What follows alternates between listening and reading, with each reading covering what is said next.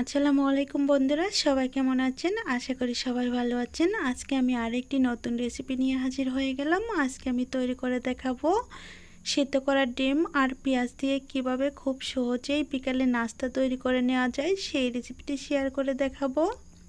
তো চলুন কথা না বাড়িয়ে আমরা মূল ভিডিওতে চলে যাচ্ছি। তার আগে বলছি, একটা লাইক দিয়ে সম্পূর্ণ ভিডিওটি দেখার চেষ্টা করবেন, আর ভিডিওটি দেখার পর যদি ভালো লেগে থাকে তাহলে চ্যানেলটি সাবস্ক্রাইব করে দিয়ে পাশে থাকার চেষ্টা করবেন।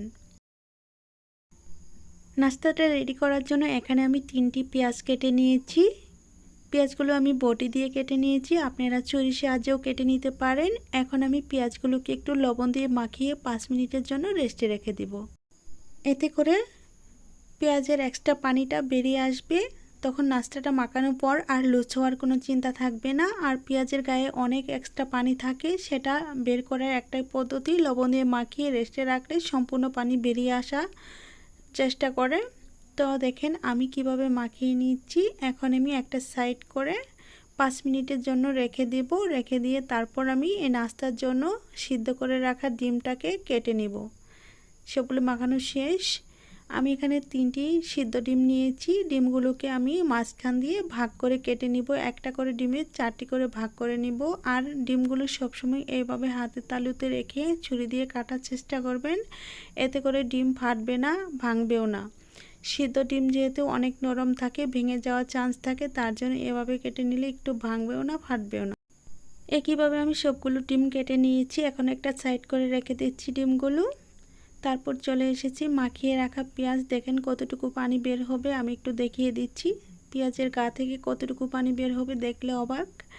তো দেখেন অনেকটুকু পানি বের হয়েছে। এখন আর পেঁয়াজের গা কোনো পানি নেই। তো এটা সাইড করে রেখে পেঁয়াজগুলো আমি নিংড়িয়ে নিয়েছি। এখন আমি অন্য উপকরণ এড করে দিচ্ছি বেসন। এখানে আমি হাফ কাপ বেসন দিচ্ছি 3টা পেঁয়াজের জন্য। তারপর দিচ্ছি 2 চা চামচ কর্নফ্লাওয়ার।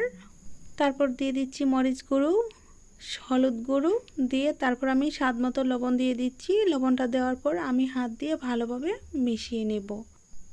দেখেন আমি কিভাবে মিশাচ্ছি। এটা আস্তে আস্তে মিশিয়ে নিতে হবে। আর প্রথমে একটু টাইট মনে হবে, যেহেতু আমরা পেঁয়াজ থেকে পানিটা ঝরিয়ে ফেলে দিয়েছি। তো কিছুক্ষণ হাত দিয়ে মাখানোর পর এমনি নরম হয়ে আসবে। মাখানো শেষ। আমি একটু করে ডো নিয়ে তারপর এখানে আমি ডিমটা দিয়ে তারপর একটা নাস্তার শেপ তৈরি করে নিব। দেখেন আমি কিভাবে নাস্তাটা তৈরি করে নিচ্ছি। খুব সহজেই নাস্তাটা তৈরি করে নেওয়া যায়। দেখেন খুব সহজেই নাস্তাটা আমি তৈরি করে নিচ্ছি, একটু দেখলেই বুঝতে পারবেন। তারপরে এই পাশে একটু কম ছিল, আমি একটু নিয়ে তারপর এখন একটা মোটু করে নাস্তাটা তৈরি করে নিব। আর নাস্তাটা তৈরি করা খুবই সহজ, যে কেউ পারবে। আমি চুলায় একটা প্যান বসিয়ে দিয়েছি তেলটা গরম করার জন্য। আমি এখন নাস্তাগুলো বানিয়ে তেলে দিয়ে দিব। তো আমি চুলায় চলে আসলাম। এখন একে একে সবগুলো নাস্তা দিয়ে দিব। দেখেন নাস্তাগুলো কত সুন্দর হয়েছে। আর এইভাবে নাস্তা বানিয়ে আপনারা বিকালে চা অথবা এমনি বা বাচ্চাদের টিফিনেও রাখতে পারেন। এই নাস্তাগুলো খেতে কিন্তু অসম্ভব মজার। পেঁয়াজের বেরেস্তা যেমন মিষ্টি মিষ্টি, এই নাস্তাটাও তেমনই মিষ্টি মিষ্টি লাগে। আর একটা বিষয় খেয়াল রাখতে হবে, বাচ্চাদের জন্য যখন এই নাস্তাটা রেডি করবেন তখন মরিচের পরিমাণটা একেবারে কমিয়ে দিবেন, এতে করে বাচ্চাদের কাছে আরও ভালো লাগবে। তো আমি একইভাবে নাস্তাগুলো 2 থেকে 3 মিনিটের মতো ভেজে নিয়ে নামিয়ে নিব। আমি একটু উল্টিয়ে পাল্টিয়ে দিচ্ছি, যেহেতু আমি অনেক কম তেলে নাস্তাগুলো ভেজে নিচ্ছি। আর এটা অনবরত উল্টাতে হবে, উল্টিয়ে ভেজে নিতে হবে। তো আমি নাস্তাটা রেডি করতে করতে বলছি, যদি আমার রেসিপিটি ভালো লেগে থাকে প্লিজ চ্যানেলটিকে সাবস্ক্রাইব করে দিয়ে পাশে থাকা বেল বাটনটি অন করে রাখবেন, আমার চ্যানেলের ভিডিও প্রতিদিন সবার আগে পাওয়ার জন্য। তো এখন আমি এতে প্রায় নাস্তাটা ভাজার শেষ পর্যায়ে চলে এসেছি। এখন আমি নাস্তাগুলো ভেজে তারপরে নামিয়ে নিয়ে সার্ভ করে দেখাবো। দেখেন নাস্তাগুলো কালারটা কত সুন্দর হয়েছে। কালার দেখে নিশ্চয়ই বুঝতে পারছেন আজকের রেসিপিটি কেমন হবে। আর একবার হলেও আপনারা বাড়িতে ট্রাই করে দেখতে পারেন আমার রেসিপিটি কেমন হয়েছিল।